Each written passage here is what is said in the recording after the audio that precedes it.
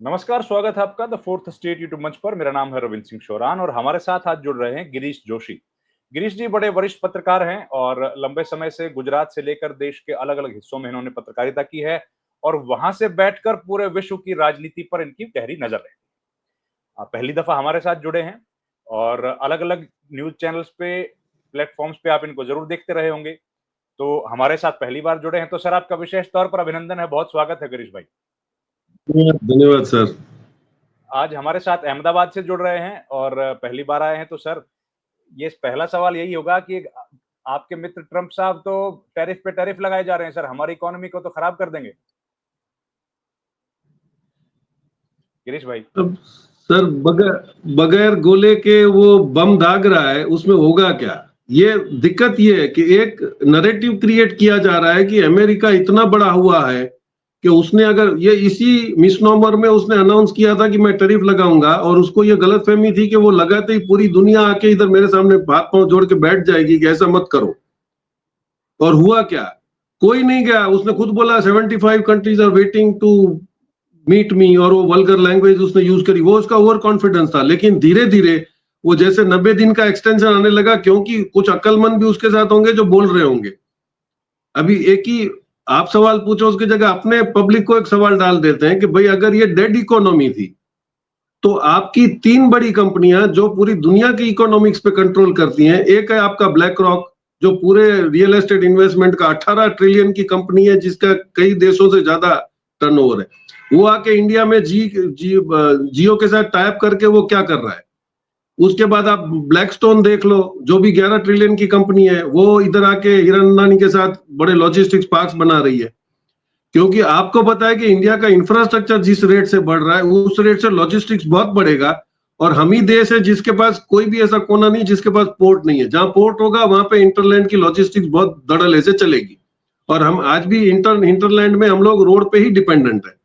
तो rail road का logistics और पार्क बनाना है तो आपकी ये दूसरी कंपनी। और तीसरा जिसने आपको सुनने से ही मना कर दिया, दैट वाज एलन मस्क। आपने जैसे मागा का अनाउंसमेंट किया तो सबसे पहला ऑब्जेक्शन आपका एलन मस्क का आया, क्योंकि उसकी 75% टेस्ला चाइना में बन रही है। अब वो $5 लेबर कॉस्ट में जो बना रहा है वो अमेरिका में $15 में पड़ेगी। तो उसने पहले ही घस के मना कर दिया कि मैं मागा में दूसरी फैक्ट्री डाल सकता हूं, लेकिन चाइना का प्रोजेक्ट में शिफ्ट नहीं कर सकता हूं। ये इकोनॉमिक्स है, क्योंकि व्यापारी तुम्हारे पॉलिटिकल सेंटीमेंट से कभी भी नहीं चलता है। वो इंडिया का व्यापारी हो, चाइना का हो, चाहे वो किसी का भी हो। तो उन्होंने अपना रास्ता कर लिया। 80 करोड़ आपके इंटरनेट और मोबाइल यूजर्स हैं। इसको स्टारलिंक को क्या चाहिए? क्योंकि और सब कंट्रीज की इकोनॉमी स्टेटस आप देख रहे हो। एक आप बहुत ज्यादा फर्क देख लिए जो जनरली कोई डिस्कस नहीं करता है, कि अफ्रीका का जैसे 3 साल में रिफॉर्म्स हुआ है, उसमें एक आदमी पायोनियर है, दैट इज इब्राहिम तोरे ऑफ बुर्किना फासो।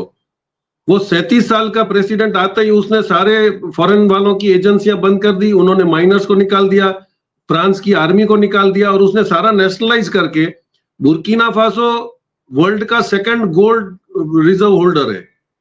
अब उसी बेस पे फ्रांस के पास सोना था, जो उसके बाद 1 तोला सोना नहीं निकलता है, लेकिन France was holding the second world largest hold. तो वो क्या कर रहा था? बुर्किना फासो तो ही चोरी कर रहा था और उनको पैसे नहीं दे रहा था। अब ये पूरे अफ्रीका में एक अलग जाग गया है।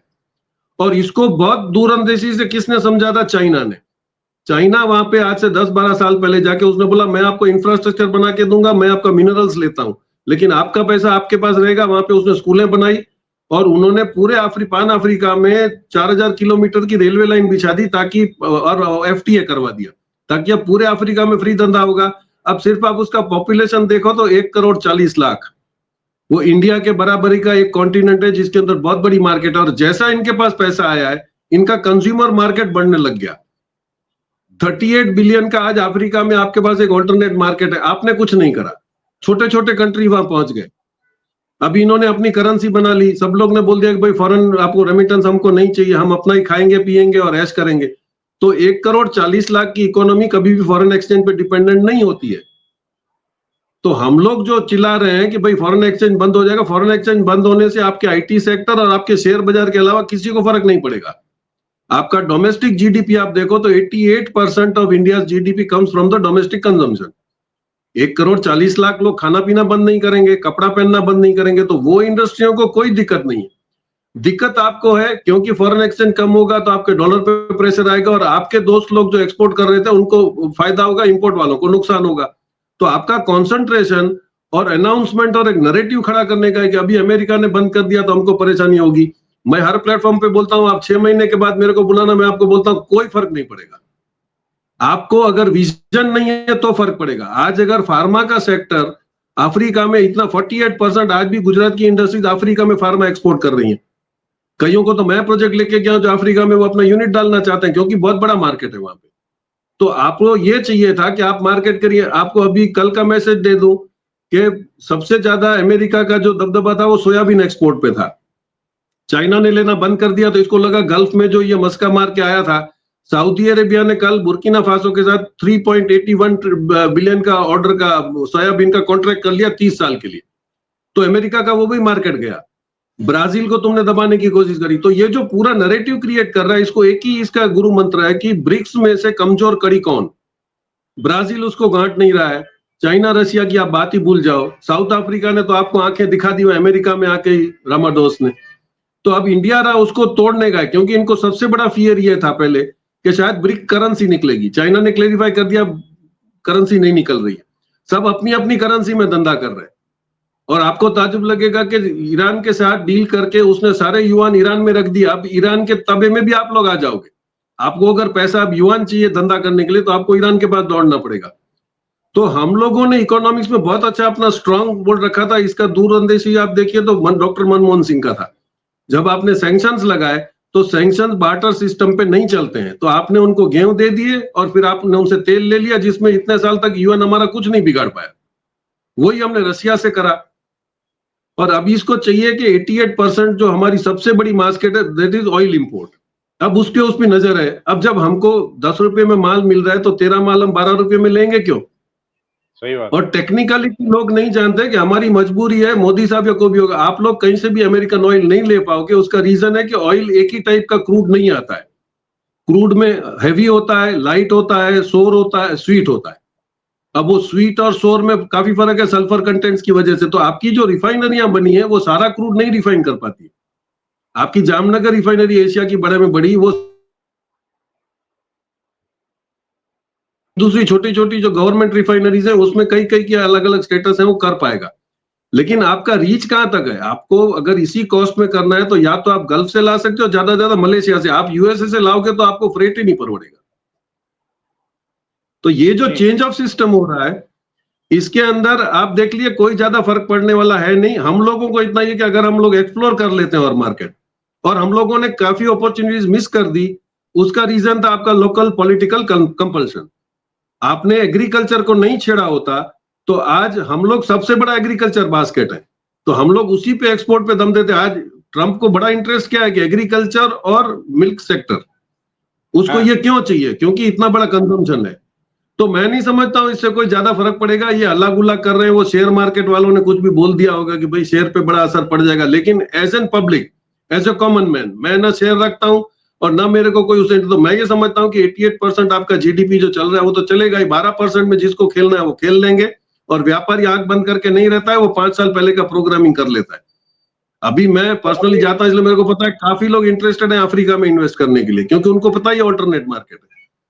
तो ये हवा चलता रहेगा। ट्रंप ने कुछ भी करना है, ये पूरा मिसफायर होगा। आप सिर्फ गूगल में इतना ढूंढिए कि the top 10 hotels of USA are closed. उनके एयरपोर्ट सारे खाली हैं, उसके विजुअल्स आ रहे हैं। तो फर्क उसको बोलते हैं। आपका इंडिया में क्या फर्क लगा आप मेरे को बताइए? कोई कंज्यूमर मार्केट में नहीं फर्क पड़ा। मॉल में उतना ही रश है, दुकानों में उतना ही रश है। तो जो फर्क जो हम बोल रहे हैं वो तब लगेगा जब आप अमेरिका की होटल और एयरपोर्ट चेक करोगे तो पड़ेगा ये फर्क होता है। तो दिस इज द स्टेटस। मैं नहीं समझता इतना कोई सीरियसली पब्लिक के ऊपर हावी करने की जरूरत है। It won't make a difference. जी लेकिन गिरीश भाई, क्या नौकरियां जाएंगी आईटी सेक्टर की, या जिस तरह से बात की जा रही है कि नौकरियों पर बड़ा असर पड़ेगा? क्योंकि भारत का करीब 120 करोड़ डॉलर का वहां से पैसा आता है सर्विसेज सेक्टर से, उस पर असर नहीं पड़ेगा क्या? नहीं, उस पे वही तो बोल रहा हूं, उस पे असर पड़ेगा। और आपका जो फॉरेन से रेमिटेंस आता है, लेकिन आप देखिए टोटल जो आपका टर्नओवर है उसमें आपका फॉरेन रेमिटेंस आप 49% से आ रहा है। 49% में अमेरिका का शेयर 17.9 ही है। उसमें कौन है जो वहां पे काम करके इंडिया में पैसा भेज रहे हैं? वो भी रेमिटेंस है। तो वो वहां पे नौकरियां कर रहे हैं तब तक रहे। लेकिन ताज्जुब की बात यह कि हम उसको यूएसए के रेमिटेंस को बात कर रहे हैं। आपका यूएई से आ रहा है 8.25%, नीदरलैंड सबसे ज्यादा ऑयल जो ले रहा है वो 5.16% रेमिटेंस भेज रहा है, चाइना 3.85 भेज रहा है, सिंगापुर 3, एवरेज सबके 3 से 4 है। तो आपको 18% माइनस कर दो तो बाकी तो आपके 38%, 34% तो आपका दूसरे देशों से आ रहा है, उसमें तो कोई फर्क नहीं पड़ने वाला है। तो रेमिटेंस सब आपका आ रहा है, और आप जब खरीदी करोगे तो आपको फॉरेन एक्सचेंज की जरूरत पड़ेगी, आपको ज्यादा इंपोर्ट करने की जरूरत ही नहीं है। और हम लोगों ने, वही मैंने जो बताया कि हम लोग काफी अपॉर्चुनिटीज मिस कर गए। जब चाइना पे सैंक्शन लगा तो ये उम्मीद थी कि सारी कंपनियां इंडिया में आ जाएंगी, लेकिन हमने ईज टू डू बिजनेस सिर्फ पेपर पे किया। हमने प्रैक्टिकली करप्ट ब्यूरोक्रेसी और गलत कानून की वजह से यहाँ पे कोई एफडीआई आने का पसंद नहीं करता था। उसका प्रैक्टिकल केस देखिए तो 2 थे, एक किया था और एक फॉक्सवैगन था, आपके गुड़गांव में ही थे।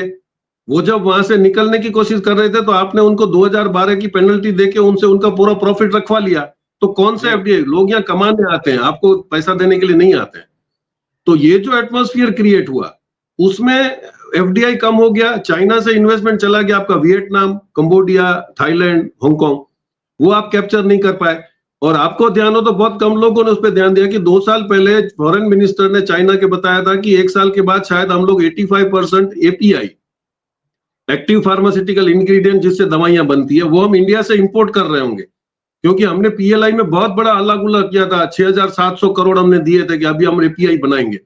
उसका फॉलोअप नहीं था, किसने क्या किया, पैसा कहां गया, किसी को पता नहीं। हम एपीआई में 30% ही बढ़ पाए, तो वो भी हमने मिस कर दिया। जो सब अमेरिका को आज हम दबा पाते, अगर हम एपीआई बना के फार्मास्यूटिकल में हमने हमारी मोनोपोली कर ली होती। हमने एग्रीकल्चर में नहीं करी, फार्मा में नहीं करी, तो अब जो हम नुकसान भुगतेंगे वो हमारी गलत पॉलिसियों की वजह से, ट्रंप की वजह से नहीं। जी।